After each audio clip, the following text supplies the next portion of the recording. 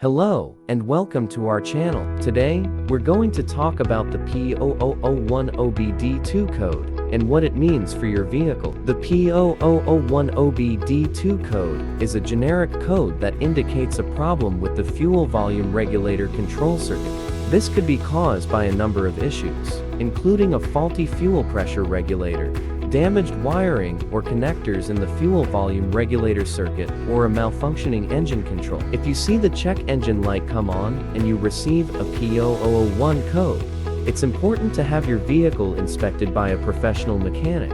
They will be able to diagnose the issue and provide you with a solution. Ignoring the P0001 code could lead to decreased fuel efficiency, poor engine performance, and potential damage to your vehicle's engine. It's important to address the issue as soon as possible to avoid any further problems. In conclusion, the P0001 OBD2 code is not something to ignore. If you see this code appear on your dashboard, make sure to have your vehicle inspected by a professional mechanic as soon as possible. Thank you for watching.